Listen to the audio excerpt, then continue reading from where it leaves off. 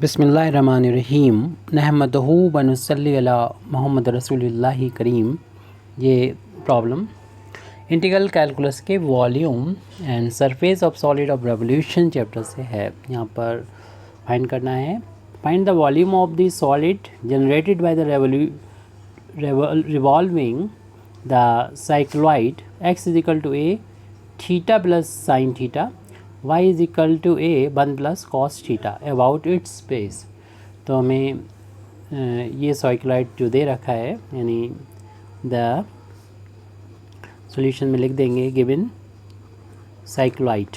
तो साइक्लॉइड का इक्वेशन है x is equal to a theta plus sine theta और y is equal to a 1 plus cos theta. यहाँ पर parametric form में यहाँ पर साइक्लॉइड का इक्वेशन दे रखा है और पैरामीटर यहाँ पर हमारा देख रहे हैं कि थीटा है। इस साइक्लॉइड को जब हम प्लॉट करेंगे थीटा की डिफरेंट वैल्यू देके हम एक्स और वाई की वैल्यू को फाइंड करेंगे। कर्व ट्रेसिंग की प्रॉब्लम है इसे प्लॉट करना, हमें तो रफली आइडिया बस लेना होगा किस तरीके से ये प्लॉट होगा, किस तरीके से ये बनेगा। सिर्फ ये तो मालूम ही हमें साइक्लॉइड जो होगा वो या तो इस तरीके से बनता है या फिर जो होगा वो इस तरीके से बनेगा साइक्लॉइड। तो और ऑरिजिन कहाँ पर होगा बस इसका थोड़ा सा रफ आइडिया लेना है, बाकी तो मालूम ही कैसा बनता है। तो इसके लिए आप थीटा की वैल्यू अपनी तरफ से दे देंगे, कोई वैल्यू जो भी हमें याद होती है, मतलब जिसकी वैल्यू हम फाइंड कर सकें आसानी से, और फिर हम यहाँ पर एक्स और वाई की वैल्यू को फाइंड करेंगे। तो थीटा बराबर 0 अगर पुट करते हैं यहाँ पर तो साइन 0 की वैल्यू 0 होती है और 0 थीटा रखने पर x की वैल्यू भी 0 के इक्वल हमको यहाँ पर मिल जाएगी। लेकिन x बराबर जब थीटा बराबर 0 रखेंगे यहाँ पर तो क्वेश्चन नंबर 1 से देख रहे हैं हम कि ये 1 हो जाएगा, cos 0 की वैल्यू 1 1 1 2 हो जाएगा, यानी y की वैल्यू 2a मिल जाएगी। यानी ये पॉइंट जो मिलेगा 0, 2a मिलेगा जब थीटा बराबर 0 है। इसी तरीके से यानी हम शुरुआत चूँकि ऑरिजिन से करेंगे तो यानी यहाँ पर थीटा बराबर 0 से, तो वहाँ पर यानी कर्व क्रॉस ये जो है कर्व इस तरीके से होकर जाएगा। ये तो हमें रफ आइडिया मिल गया है क्योंकि ये पॉइंट मिला है, ये 2a के बराबर होता है साइक्लॉइड में, ये 0, 2a मिल गया। अब इस पॉइंट के कोऑर्डिनेट और इस पॉइंट के कोऑर्डिनेट को हम फाइंड कर लें। अब यहाँ पर हम थीटा की वैल्यू को पाई दे देते हैं। तो फिर हम देखेंगे कि पाई रखने पर साइन पाई की वैल्यू 0 होती है और ये पाई रखने पर ए पाई हमको एक्स की वैल्यू मिल जाएगी। ये हम रफली बता रहे हैं आपको, अगर डिटेल में देखना है तो आप कर्व ट्रेसिंग वाले चैप्टर के थ्रू या तो हमने इसे प्लॉट कर रखा होगा किसी वीडियो में या फिर आप डिमांड कर सकते हैं। तो यहाँ पर वाई की वैल्यू को फाइंड करने के लिए ये पाई रखेंगे तो कॉस पाई की वैल्यू हम लोग जानते हैं कि -1 होती है और प्लस -1 0 हो जाएगा, यानी वाई की वैल्यू उस केस में 0 आ जाएगी। ऐसे ही हम माइनस पाई पर भी वैल्यू को फाइंड कर सकते हैं और इसमें फिर वैल्यू को ऐसे ही यहाँ पर जब रखेंगे साइन पाई की वैल्यू 0 होती है और माइनस तो बाहर आ जाएगा, और यहाँ पर माइनस पाई जब रखेंगे तो माइनस का ए पाई होगा, और ऐसे यहाँ पर माइनस पाई रखने पर माइनस कॉस में हट जाता है, यानी कॉस माइनस पाई जो होता है वो कॉस पाई के बराबर होता है, जिसकी वैल्यू -1 होती है और ये माइनस 0 हो जाएगा और ये वाई की वैल्यू इस तरीके से 0 हो जाएगी। तो यानी ये वाला पॉइंट हमको मिल गया है। इस यहाँ से देखें ये y की वैल्यू यहाँ पर 0 है, यानी पॉइंट मिलेगा a पाई, x की वैल्यू y की वैल्यू है 0, यानी ये x एक्सिस पर y की वैल्यू 0 होती है, ये a पाई 0 पॉइंट है, यानी ये डिस्टेंस हमें मिली है a पाई। या ऐसे ही ये पाई इस वाले केस के लिए ये माइनस का ये डिस्टेंस तो a पाई हो जाएगी, पॉइंट माइनस a पाई 0 है। वैसे हमारी ये प्रॉब्लम नहीं इसको प्लॉट करना, प्लॉट हमें तो वॉल्यूम फाइंड करना है। ये इसका बेस हमें को पता चल गया है, इसको अगर नाम दे दें हम ए बी बेस है। इसको जब हम इसके बेस के अबाउट यानी एक्स एक्सिस के अबाउट रिवॉल्व कराएंगे तो जो सॉलिड जनरेट होगा, इस तरीके से सॉलिड जो जनरेट होगा उसका वॉल्यूम फाइंड करना है। क्योंकि देख रहे हैं वाई एक्सिस के अबाउट ये हमारा साइक्लॉइड जो है, साइक्लॉइड वैसे एक ब्रांच है वैसे तो को बहुत ये ऐसे ही चलता रहेगा। थीटा की वैल्यू के लिए कई ब्रांचें होंगी, इसमें से हमें एक ब्रांच के बारे में देखना होता है इस तरीके की प्रॉब्लम में।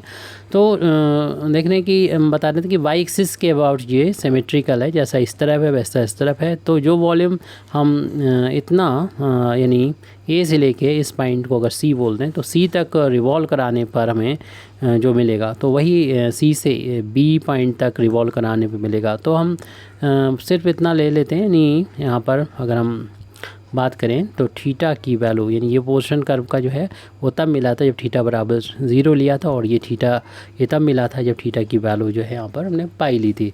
तो इतने पोर्शन को ही हम अगर एक्स एक्सिस के अबाउट रिवॉल्व करा देंगे और 2 से मल्टीप्लाई कर देंगे तो ये पूरा कवर हो जाएगा। ये पूरा इतना जो कर्व है वो एक्स एक्सिस के अबाउट रिवॉल्व करेगा, सॉलिड बनेगा, उस सॉलिड का वॉल्यूम हमको फाइंड करना है। तो कैसे करते हैं, यहाँ पर जो रिक्वायर्ड वॉल्यूम है उसकी वैल्यू क्या होगी, तो यहाँ पर इतने पोर्शन को जो है वो आप रिवॉल्व करा रहे हैं, एक्स एक्सिस के अबाउट रिवॉल्व करा रहे हैं इसको। तो द वॉल्यूम, यहाँ से प्रॉब्लम शुरू हो जाएगी, सॉल्यूशन शुरू हो जाएगा। The volume of the solid generated by revolving the cycloid about, जो पूछा गया है वही हम लिख रहे हैं, its base is equal to, तो इसकी जो वैल्यू होगी यानी वॉल्यूम की हो जाएगी 2 से हम मल्टीप्लाई कर रहे हैं, नहीं तो हमें लिमिट -π से लेके यानी थीटा की वैल्यू -π से लेके यहाँ पर +π तक लेना होती है, या फिर आप उस जो सिमेट्रिकल है वाई एक्सिस के, तो ये इतने पोर्शन का हम फाइंड करके वॉल्यूम और 2i इंटू कर देंगे तो ये दोनों पूरा कवर हो जाएगा। और थीटा की वैल्यू यहाँ पर 0 से लेके π तक रहती है, क्योंकि ये वाला कर्व में यहाँ पर थीटा की वैल्यू और इस पॉइंट पर थीटा की वैल्यू π के इक्वल है। तो इसको रिवॉल्व कराएंगे तब मिलेगा। और वॉल्यूम के लिए फार्मूला, क्योंकि एक्स एक्सिस के अबाउट रिवॉल्व कराया जा रहा है इसको, तो फार्मूला होता है वॉल्यूम का इसमें πy² dx फार्मूला होता है। पाई इंटू में कांस्टेंट है, आप इसे बाहर भी ले सकते हैं। और ध्यान रहे कि ये इंटीग्रेशन थीटा के रिस्पेक्ट में कर रहे हैं और लिमिट जो लिखी है वो पाई के रिस्पेक्ट में है। तो हमें इसको भी थीटा की फॉर्म में कन्वर्ट कर लेना चाहिए। हम वेरिएबल सिर्फ y² बचा हुआ है, हमने इससे इस तरीके से लिख सकते हैं dx/d थीटा और d थीटा ऐसे लिख सकते हैं, यानी d थीटा कैंसिल, इतना ही आ जाएगा। लेकिन अब हमें x और y की वैल्यू यहाँ पर थीटा के टर्म में पुट कर देना चाहिए, पैरामीटर के टर्म में पुट कर देना चाहिए, और फिर इंटीग्रेशन को सॉल्व करेंगे, प्रॉब्लम हमारी सॉल्व हो जाएगी। थीटा की वैल्यू 0 से π तक है यहाँ पर, y की वैल्यू हमें इक्वेशन नंबर 1 से a1 प्लस कॉस थीटा के बराबर है, उसका स्क्वायर करना है तो स्क्वायर कर दिया। फिर यहाँ पर डिफ्रेंशिएट थीटा के रिस्पेक्ट में x को करना है, x की वैल्यू भी देख लीजिए, a थीटा प्लस का साइन थीटा, ये जो गिवन थी इक्वेशन नंबर 1 हमने जिसको डाला था वो वहाँ से है, और इनटू में ये थीटा लिखा हुआ है वो लिख दिया हमने यहाँ पर। अब इसे बस डिफ्रेंशिएट करके यहाँ पर और इंटीग्रेशन कर देना और आंसर आ जाएगा, यानी जो वॉल्यूम हमसे पूछा गया है वो मिल जाएगा। तो यहाँ पर कुछ कैलकुलेशन करना होंगे हमें। 2π इंटीग्रेशन 0 to π, एक तो ये कि हम इस ब्रैकेट को हटाएंगे तो a का भी स्क्वायर हो जाएगा और इस ब्रैकेट का भी स्क्वायर हो जाएगा, यानी 1 प्लस कॉस थीटा का होल ऑफ स्क्वायर हो जाएगा। दूसरा यहाँ पर इनटू में कांस्टेंट a है, इसे हम इंटीग्रेशन डिफरेंशिएशन के साइन से बाहर ले लेंगे और डिफरेंशिएशन इस ब्रैकेट का करेंगे तो थीटा के रिस्पेक्ट में डिफरेंशिएशन 1 और साइन का डिफरेंशिएशन जो होगा वो कॉस थीटा हो जाएगा, और डी थीटा यहाँ पर लिखा हुआ है। ये a इसके साथ मल्टीप्लाई हो रहा है, पावर 1 है, 2, दोनों को ऐड करके 3 पावर हो जाएगी, और कांस्टेंट है तो हम यहाँ से इसको इंटीग्रेशन के साइन से बाहर कर देंगे। लिमिट 0 से π के बीच में, ये देखिए a की ब्रैकेट हो गई ये 1 प्लस कॉस थीटा, ये भी है, इसमें भी पावर इसकी 2 और इसकी 1, तो मल्टीप्लाई हो रहा है तो 1 प्लस कॉस थीटा की पावर 3 हो जाएगी, और उसको थीटा के रिस्पेक्ट में इंटीग्रेशन करना होगा। हम लोग जानते हैं कि इसकी वैल्यू हाफ एंगल में कितनी होती है, यानी कॉस थीटा की वैल्यू, क्योंकि 1 हमें यहाँ से हटाना है। तो ये वैल्यू होती है 2 cos square theta by 2 minus 1। ये इस वैल्यू का हम लोग यूज़ करेंगे यहाँ पर। इससे क्या हो, 1 से 1 कैंसिल हो जाएगा और प्रॉब्लम आसानी से सॉल्व हो जाएगी। 2 पाई ए क्यूब इंटीग्रेट करना है 0 से पाई के बीच में, 1 प्लस कॉस थीटा की वैल्यू रख देंगे, यानी 2 cos square theta by 2 minus 1, bracket close कर देंगे, होल पावर 3 है, डी थीटा 1 प्लस माइनस ये कैंसिल हो जाएगा और ये बचेगा सिर्फ इसका हमें होल क्यूब करना है। 2 पाई ए क्यूब लिमिट 0 से पाई और 2 का क्यूब ये बचा है, इसका क्यूब करना है तो 2 का भी क्यूब हो जाएगा और यहाँ पर कॉस स्क्वायर थीटा बाई 2 है उसका भी होल ऑफ क्यूब हो जाएगा। ये 2 की बाबत 3 जो होता है हम लोग जानते हैं 8 होता है और 8 को हम यहाँ पर बाहर ले लेंगे, कांस्टेंट है इसलिए 8 बाहर हो गया। लिमिट 0 से पाई के बीच में हमारा ये ब्रैकेट ओपन किया, पावर 6 हो जाएगी, यानी ब्रैकेट के अंदर और बाहर की पावर का मल्टीप्लिकेशन हो जाता है, और लेकिन ये थीटा बाई 2 है। अब इस थीटा बाई 2 को हम थीटा बाई 2 को कुछ वेरिएबल मान लेते हैं। ये वॉल्यूम चल रहा है तो हम थोड़ी देर के लिए इसको थीटा बाई 2 को लेट कर लेते हैं। थीटा बाई 2 माना कि ये जो है वो एक नया वेरिएबल टी के बराबर है, और यहाँ से अगर थीटा की वैल्यू फाइंड करेंगे तो ये 2 का राइट हैंड साइड में मल्टीप्लाई हो जाएगा, 2 इंटू टी हो जाएगा, और अगर हम डी थीटा की वैल्यू की ज़रूरत है तो इसी को हम डिफ्रेंशिएट करेंगे, थीटा का डी थीटा हो जाएगा, 2 बाहर हो जाएगा और टी का डिफ्रेंशिएशन डी टी हो जाएगा, और इसी के अकॉर्डिंग लिमिट भी चेंज हो जाएगी। टी की लिमिट हमें लिखना होगी, जब 0 रखेंगे तो टी की वैल्यू 0.20 हो जाएगी। अब जब हम पाई रखेंगे थीटा की वैल्यू और टी की वैल्यू पाई बाई 2 हो जाएगी, तो ये इंटू हो के 16 हो जाएगा पाई ए क्यूब।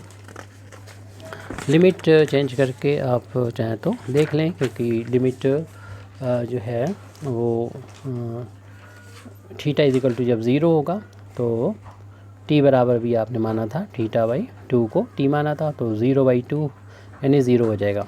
अब ये तो लोअर लिमिट, अपर लिमिट जो कि पाई है तो रिलेशन टी ओ पाई का थीटा ओ पाई का ये है, और थीटा बराबर जब पाई रखेंगे तो पाई बाई 2 हो जाएगी। तो इस तरीके से लिमिट आप चेंज करके 0 और पाई बाई 2 कर देंगे।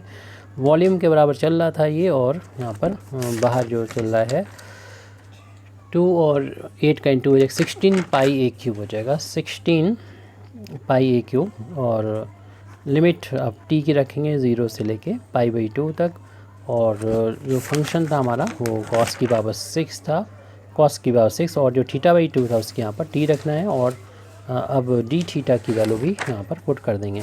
तो डी थीटा की यहाँ पर 2 डी टी यहाँ पर रखना है, क्योंकि सब अब नए वेरिएबल की कार में है। यहाँ पर हम इंटीग्रेशन डेफिनेट इंटीग्रेशन की प्रॉपर्टी का यूज़ करते हुए ये प्रॉब्लम को सॉल्व कर रहे हैं, यानी 2 डी टी हो गया।